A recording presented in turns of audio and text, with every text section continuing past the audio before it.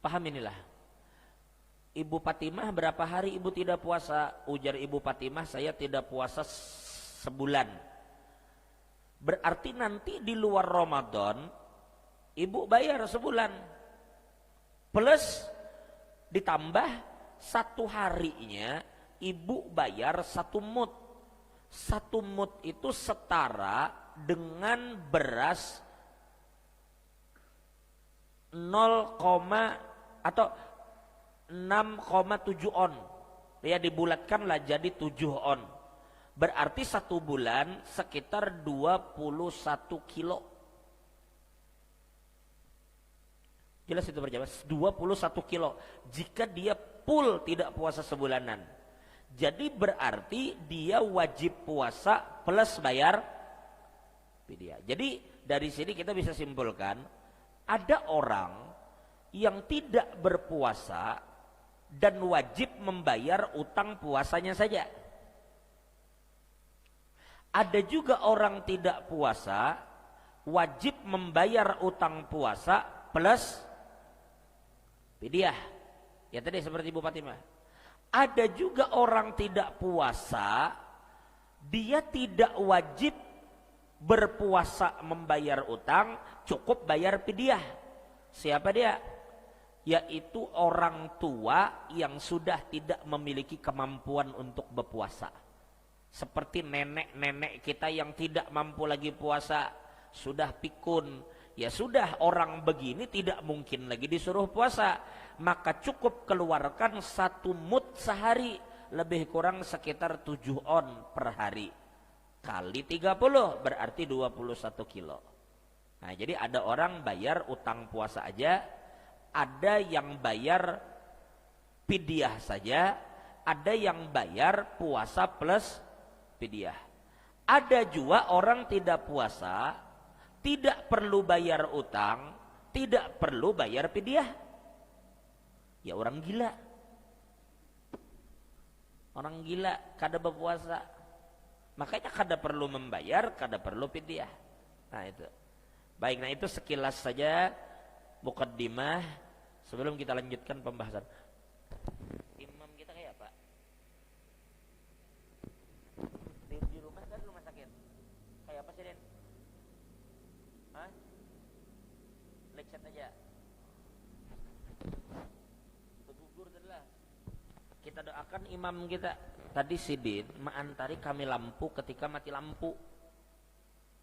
Rupanya begitu Sidin bulik ke masjid, mungkin karena batang itu kada bepagar yang di bagian sini, entah karena gelap atau apa, mungkin Sidin salah injak atau tergelincir lalu terjatuh ke bawah.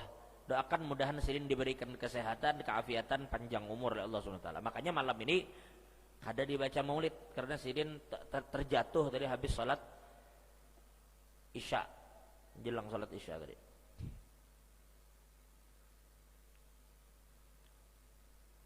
Baik, jadi hari ini muqaddimah saja dulu sebelum nanti kita lanjutkan insyaallah di awal bulan Juni, di malam Senin pertama di bulan Juni insyaallah. Dan ulun mohon doakan karena mungkin di sekitar pertengahan Juni kami insyaallah berangkat melaksanakan ibadah haji.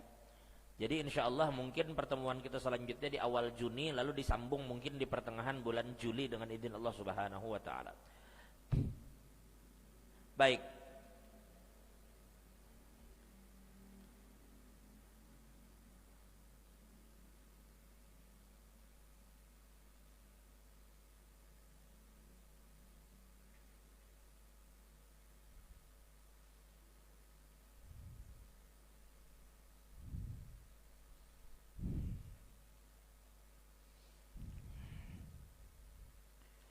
Wa qala al-muallif rahimahullahu ta'ala thumma a'lam anna at-tasawwuf lahu khaslatani al-istiqamatu was-sukuni 'anil khalq was-sukunu 'anil khalq faman istaqama wa ahsana khuluquhu bin nas wa 'amalahum bil hilmi fahuwa sufi.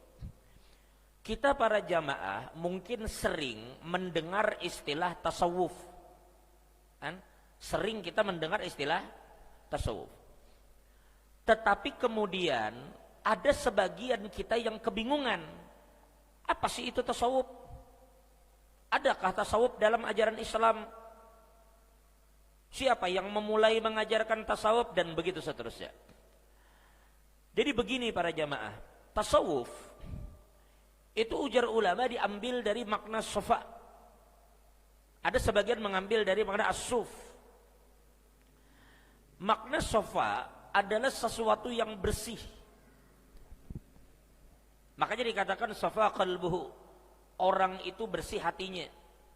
Berarti ilmu tasawuf ini adalah ilmu yang berkaitan dengan bagaimana usaha seseorang untuk membersihkan batin, mendidik batin. Jika anggota tubuh ada yang diharamkan secara zahir, maka batin pun ada yang diharamkan, yaitu hati. Bukan berarti hati tidak ada sesuatu yang diharamkan untuknya, ada. Seperti anggota tubuh kita yang zahir tidak boleh menyentuh perempuan yang tidak mahram. Sebagaimana anggota zahir tidak boleh memakan daging babi, itu haram.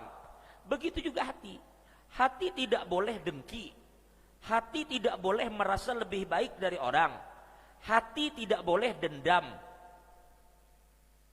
Maka satu pelajaran untuk mendidik hati tadi, maka disebut dengan tasawuf.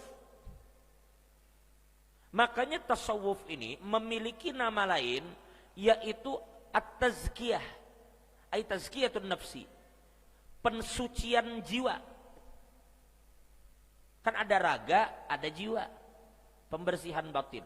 Nah, maka Imam Ghazali membuatkan sebuah rumusan yang kada usah repot. Jangan pian kira yang namanya tasawuf itu mempelajari sesuatu tengah malam jam 1 supaya bisa berjalan di banyu. Kada begitu tasawuf. Kalau pang tasawuf belajar wadah guru jam 2 malam. Supaya apa? Supaya mata kita bisa kasyaf melihat apa yang di belakang dinding. Bukan itu tasawuf. Jadi Imam Al-Ghazali mengatakan bahwa asas utama di dalam tasawuf, sekali lagi kami ulang, asas utama di dalam tasawuf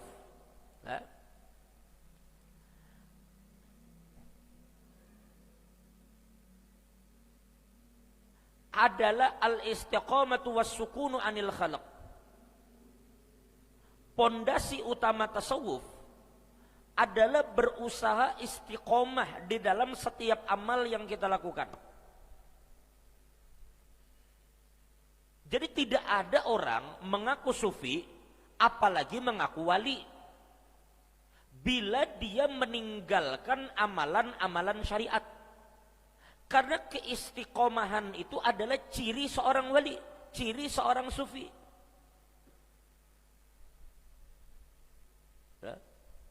Sebagaimana Abu Hurairah, beliau mengatakan, aku diperintahkan oleh Nabi 3 hal untuk jangan ditinggalkan.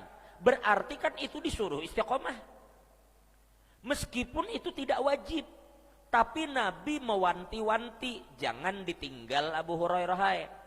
Berarti Nabi menyuruh istiqomah.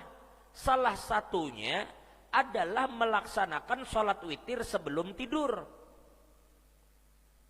Karena ujar Abu Hurairah, mungkin Nabi melihat aku ini bila tidur mungkin bangun setelah azan.